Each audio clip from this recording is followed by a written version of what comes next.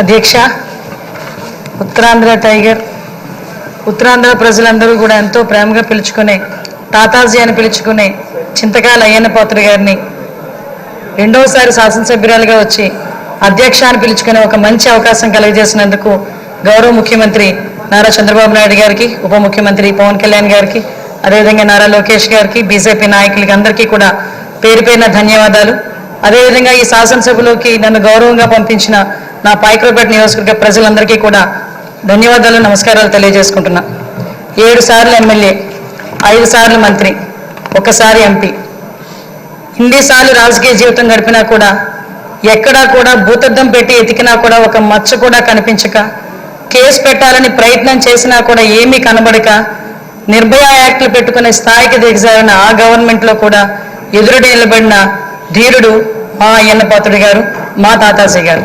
అటువంటి వ్యక్తిని ఈరోజు స్పీకర్ స్థానంలో కూర్చొని ఈరోజు ఎంతోమంది ఎమ్మెల్యేలకి మార్గదర్శకంగా కూర్చోబెట్టినందుకు నిజంగా అందరికీ కూడా, ఇక్కడ ఉన్న వాళ్ళందరికీ కూడా పేరు పేరున నేను ధన్యవాదాలు, నమస్కారాలు తెలియజేసుకోవాలి. ఎందుకంటే అయ్యన్న పాత్ర గారు నా పక్క నియోజకవర్గం. ఎప్పుడూ కూడా గురువు గారిగా నేను రాజకీయాల్లోకి వచ్చినప్పుడు కొత్తగా ఉన్నప్పటికీ కూడా ప్రతి ఒక్క విషయంలోని కూడా మమ్మల్ని గైడ్ చేసి ఈరోజు ఈ పొజిషన్కి తీసుకురాగలిగారంటే ఆ రోజు అయ్యన్న పాత్ర గారు ఇచ్చిన స్ఫూర్తి. అయ్యన్న పాత్ర గారు 2004లో నేను నర్సీపట్నంలో ఒక టీచర్గా నేను ఉండేదాన్ని. ఎందుకంటే ఈ ఒక్క ముక్క చెప్పాలి, ఎందుకంటే ఈ ఎన్డీఏ గవర్నమెంట్ కానీ తెలుగుదేశం పార్టీ గవర్నమెంట్ కానీ ఒక సామాన్యులను తీసుకొచ్చి శాసనసభలో కూర్చోబెట్టి శాసనాలు తీర్చిదిద్దే విషయంలో ముందు కూర్చోబెడుతున్నారన్న విషయాన్ని తెలియజెప్పడానికి ఒక విషయం చెప్పాలి. 2004లో నేను టీచర్గా నర్సీపట్నంలో పనిచేస్తున్నా. ఆ టైంలో గౌరవ స్పీకర్ గారు అక్కడ ఎమ్మెల్యే. ఆ రోజు నేను వెళ్ళి మీకు బొకే కూడా ఇచ్చున్నా, మీ జన్మదినానికి వచ్చి మేము శుభాకాంక్షలు తెలియజెప్పడానికి యాజ్ ఎ టీచర్గా. మళ్ళీ ఈరోజు ఇక్కడ కూర్చొని ఒక శాసనసభలో ఒక మంత్రిగా, ఒక స్పీకర్గా మీకు ధన్యవాదాలు తెలియజేసుకునే ఒక మంచి అవకాశం ఇచ్చినందుకు తెలుగుదేశం పార్టీ అధినేతగా చంద్రబాబు నాయుడు గారికి అందరి తరపున నేను ధన్యవాదాలు, నమస్కారాలు తెలియజేసుకోవాలి. ముఖ్యంగా మీరు చాలా మంది ఇప్పుడు చెప్పారు, 40 సంవత్సరాల సుదీర్ఘ రాజకీయ చరిత్ర, ఎక్కడ కూడా మచ్చలేదు, ఎన్నో పోర్టుపోలియోలు చేశారు, ఎంపీగా చేశారు. అతి ముఖ్యంగా ఒక సామాన్యుడికి అతి దగ్గరగా ఉండి కార్యకర్తకి భరోసాగా నిలబడి అయ్యన్న పాత్రుడు అంటే ఒక బ్రాండ్గా నిలిచిన వ్యక్తి మీరు.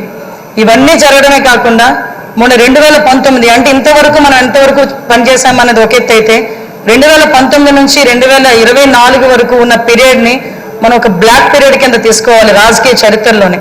ఎందుకనంటే ఒక శాసనసభ నడిపించడం చేత కాదు, ఒక అడ్మినిస్ట్రేషన్ చేయడం చేత కాక ఒక నియంత పరిపాలనలో ఆంధ్రప్రదేశ్ రాష్ట్రం అట్టడుగుపోయిందన్న సంగతి మనందరికీ తెలుసు. చాలా సందర్భాల్లో తమరితో కూర్చునేటప్పుడు కూడా నేను ఇన్ని సంవత్సరాలు రాజకీయంలో ఉన్నాను కానీ ఇలాంటి ముఖ్యమంత్రిని చూడలేదు అని ఒక్కొక్క సందర్భంలో మీరు మీ భాషలో చెప్పిన సందర్భాన్ని కూడా ఇక్కడ గుర్తు చేసుకోవాలి. ఎందుకనంటే ఇన్ని సందర్భాలు ఒక ఎత్తు అయితే ఈ 5 సంవత్సరాలు మీరు ఎదుర్కొన్న సమస్యలు, నేను ఈ ఒక్క విషయంలోని కూడా మీ కుటుంబ సభ్యులను కూడా నేను అప్రిషియేట్ చేయాలి సార్. ఎందుకంటే 40 సంవత్సరాల రాజకీయ చరిత్రలో మీరు ఎక్కడా కూడా ఒక మచ్చ లేకుండా మీ రాజకీయ ప్రస్థానం మీరు వెళ్తున్నారంటే అక్కడ మీ సతీమణిగాన పద్మావతమ్మ కానీ, మీ కుమారులుగాన విజయ్ రాజేష్ గారు కూడా, మా కుటుంబ సభ్యులందరూ కూడా మీకు సపోర్టివ్గా నిలబడ్డాం. లాస్ట్ 5 ఇయర్స్లో మనం చూసుకుంటే విజయ్, రాజేష్, అమ్మ ఈ ముగ్గురు కూడా ఎంతో బాధపడ్డారు. రాజకీయంలో ఉన్నందుకు మనం బాధపడడం, మనం ఆ ప్రాబ్లం ఫేస్ చేయడం అనేది ఒక ఎత్తు అయితే ఎక్కడా కూడా తణుకకుండా వెనుకకుండా మీకు సపోర్ట్ చేయటం. ఆఖరికి ఎంత దారుణం అంటే మనవరాల్ని కూడా ఇంట్రాగేట్ చేశారు పోలీసులు వచ్చి. చిన్న పిల్ల 3 సంవత్సరాల పిల్లని కూడా ఇంట్రాగేట్ చేసి ఆ అమ్మాయిని కూడా భయకంపితులను చేశారు. అటువంటి సిచ్యువేషన్లో కూడా ఎక్కడ కూడా కదలలేదు.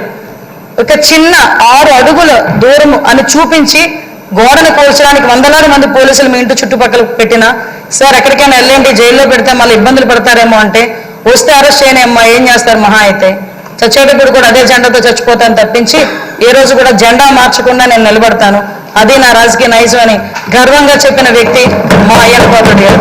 అటువంటి వ్యక్తి ఈరోజు సభా స్పీకర్ స్థానంలో ఉండటం నిజంగా మా అదృష్టంగా నేను భావిస్తున్నా. అదేవిధంగా ఈరోజు ఏదైతే ఇందాక మన నాయకులందరూ కూడా చెప్పున్నారు, లాస్ట్ 5 సంవత్సరాల్లో పరిస్థితి ఎలా ఉందంటే ఇంకొక విషయం ఇక్కడ చెప్పాలి సార్. ఎందుకంటే ఈరోజు ఒక బీసీ నాయకుడిని, ఒక 40 సంవత్సరాల సుదీర్ఘ అనుభవం రాజకీయ అనుభవం ఉన్న ఒక నాయకుడిని సరైన పొజిషన్లో సరైన మనిషిని సరైన పొజిషన్లో కూర్చోబెట్టేటప్పుడు ప్రతిపక్ష హోదాలో ఉన్నవారు, ప్రతిపక్ష హోదా కూడా కాదు, మినిమం మా పార్టీ ఎమ్మెల్యేలు ఇక్కడికి వచ్చి పార్టీ సభ్యుల కింద మిమ్మల్ని కూర్చోబెట్టడం ఒక సంప్రదాయం. సాంప్రదాయాలకు విలువిచ్చే ఒక పార్టీగా, సంప్రదాయాలు